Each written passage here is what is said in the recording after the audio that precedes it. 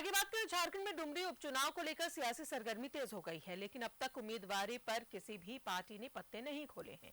UPA से ये तय है कि जेएमएम चुनाव लड़ेगा। सूत्रों की माने तो जगन्नाथ महतो की पत्नी बेबी देवी को प्रत्याशी बनाने पर पार्टी में राय भी बन चुकी है, लेकिन एनडीए से किस पार्टी का कैंडिडेट होगा, इस पर भी सस्पेंस है। को लेकर सरगर्मी तेज, एनडीए से उम्मीदवारी पर सस्पेंस जारी। किसका होगा उम्मीदवार? बीजेपी आजसू। यूपीए से जेएमएम उतारेगा प्रत्याशी। डुमरी उपचुनाव की घोषणा जल्द हो सकती है। ऐसे में उपचुनाव को लेकर सियासी सरगर्मी बढ़ गई है। डुमरी उपचुनाव में यूपीए का प्रत्याशी कौन होगा, इस पर सस्पेंस जारी है, लेकिन ये साफ है कि यूपीए से जेएमएम अपना उम्मीदवार उतारेगा। तो झारखंड मुक्ति मोर्चा की तैयारी भी है और जो वहाँ की जिला कमेटी है, जो प्रखंड कमेटी है, जो पंचायत और बूथ कमेटी है, उनके तरफ से वहाँ पर काम प्रारंभ कर दिया गया है। पार्टी जिसको भी टिकट देगी और पार्टी के लोग जिसके नाम पर मुहर लगा देंगे, उनकी विजय सुनिश्चित होगी। गठबंधन भी पूरी एकजुटता के साथ जगन्नाथ दा के क्षेत्र में, जगन्नाथ दा के परिवार को कैसे वो अधिक से अधिक मतों से जीते, इसके लिए हमेशा प्रयास कर रही है और करेगी भी। उपचुनाव में यूपीए से जेएमएम चुनाव लड़ेगा, लेकिन एनडीए में अब तक ये तय नहीं हो पाया है कि किसका उम्मीदवार होगा, आजसू का या फिर बीजेपी का। हालांकि आजसू ये जरूर कह रही है कि ये उसका संसदीय क्षेत्र है और पार्टी डुमरी में मजबूत है, लेकिन दोनों दलों ने ये साफ कर दिया है कि डुमरी उपचुनाव में भी बीजेपी आजसू साथ मिलकर चुनाव लड़ेगी। हम उस क्षेत्र में संगठन को और धारदार और मजबूत बनाने के लिए बैठक किए हैं, कार्यकर्ताओं का सुझाव ले रहे हैं और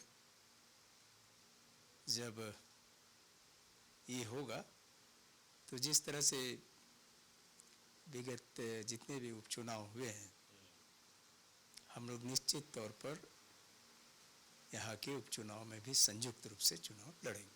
उन्होंने भी पिछले बार वो भी चुनाव लड़े हैं, हम लोग भी लड़े हैं। पिछले बार हमारा आजसू से लगातार गठबंधन रहा है, लेकिन पिछले चुनाव में किसी कारणवश नहीं हो पाया था। वो भी लड़े हैं चुनाव, हम भी लड़े हैं। तो जब अब उसके बाद इस बार जो चुनाव हुए हैं वो हम लोग साथ लड़े हैं कई उपचुनाव, तो फिर आगे जब उसका परिणाम ये घोषणा होगी चुनाव का, तो हम लोग मिल बैठ करके और तय करेगी एनडीए में, हम लोग तय करेंगे क्या करना है, तय जो होगा वो वहाँ होगा। 2019 में जेएमएम के जगन्नाथ महतो ने दर्ज की थी जीत। आजसू की यशोदा देवी को 34,000 से अधिक वोटों से दी थी मात। तीसरे स्थान पर थी बीजेपी, मिले थे 36,000 से अधिक वोट। जगन्नाथ महतो के निधन से खाली हुई डुमरी सीट। 2024 के विधानसभा चुनाव में करीब 1.5 साल बचे हैं। ऐसे में डुमरी में उपचुनाव तय है, लेकिन अब भी डुमरी पर चुनाव आयोग की डुगडुगी का इंतजार है। न्यूज़ 11 भारत के लिए रांची से राकेश कुमार की रिपोर्ट। और सीधा जुड़ेंगे सहयोगी राकेश हमारे साथ मौजूद है। राकेश, अब डुमरी उपचुनाव होने हैं, अगर पार्टियों की बात करें तो यूपीए ने तो साफ तौर पर कह दिया है कि जेएमएम से प्रत्याशी होगा, लेकिन एनडीए ने अपने पत्ते नहीं खोले हैं। नहीं, देखिए इस सरकार का ये छठा उपचुनाव होने जा रहा है। हालांकि अभी नोटिफिकेशन नहीं हुआ है, लिहाजा अभी इंतजार करना होगा, लेकिन संवैधानिक वैधता है कि 6 महीने के अंदर में चुनाव करा लेने होंगे चुनाव आयोग को।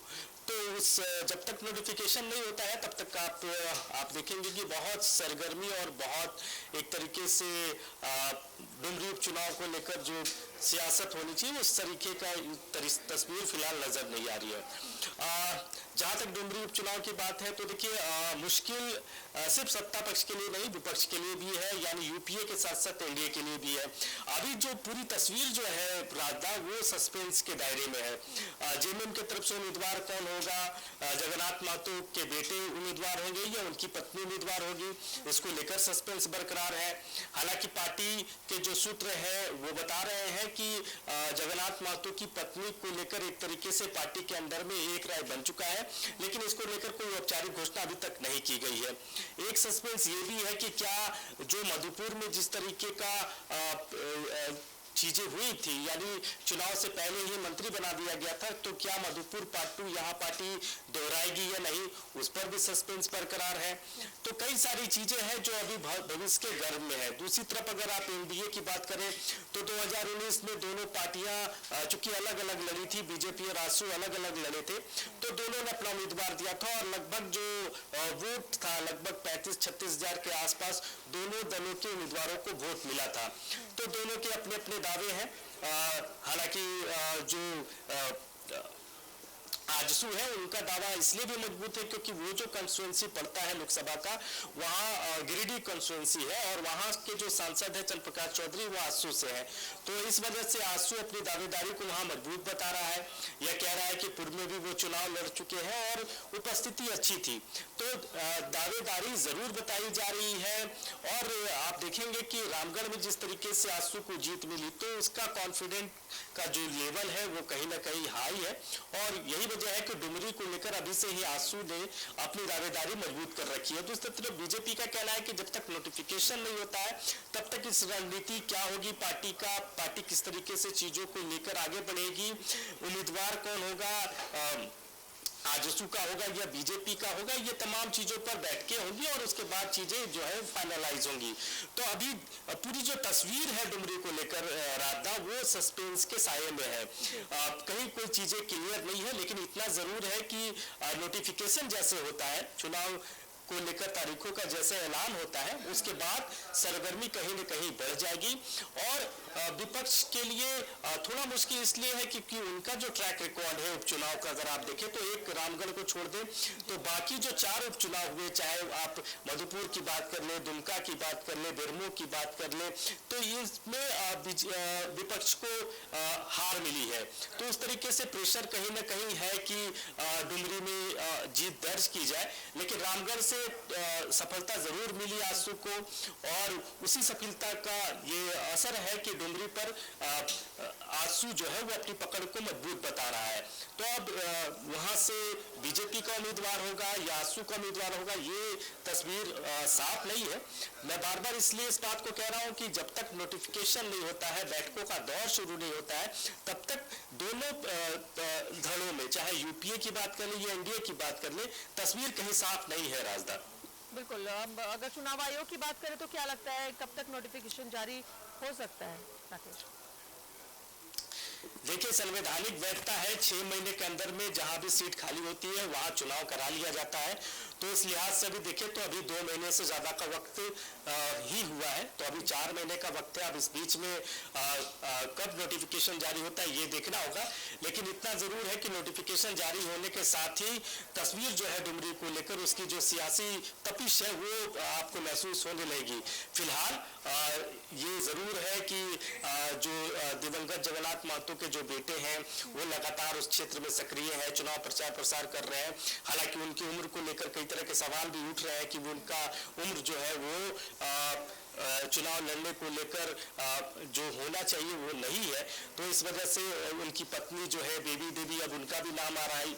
ये कहा जा रहा है कि हो सकता है कि उनको पार्टी उम्मीदवार बनाए और उस पर भी चर्चा हो रही है। पार्टी की तरफ से ये बयान दिया गया कि जो फैसला वहाँ के जो डुमरी के जो नेता है, जो कार्यकर्ता है उस विधानसभा क्षेत्र के, वो जो लेंगे उसके साथ पार्टी चलेगी, पार्टी उन कार्यकर्ताओं की भावना के साथ चलेगी।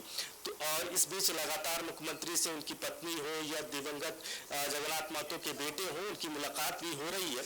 और लेकिन पार्टी की तरफ से कोई फाइनलाइज अभी तक नहीं हुआ है कि कौन उम्मीदवार होगा, लेकिन ये भी जरूर है कि उम्र के पचड़े में पार्टी पड़ना नहीं चाहती। तो इसलिए एक जो आम राय की बात हो रही थी कि पत्नी को लेकर आम राय बनाया जाएगा, तो वो आम राय बन चुकी है।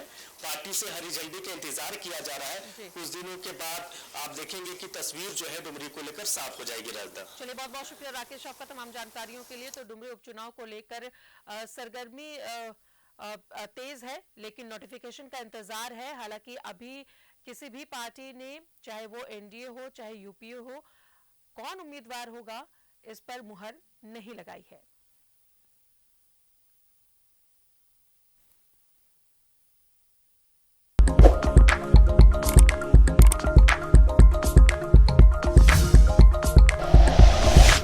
Like and share videos, subscribe करें हमारा चैनल और प्रेस करें बेल आइकॉन। News 11 भारत, सच है तो दिखेगा।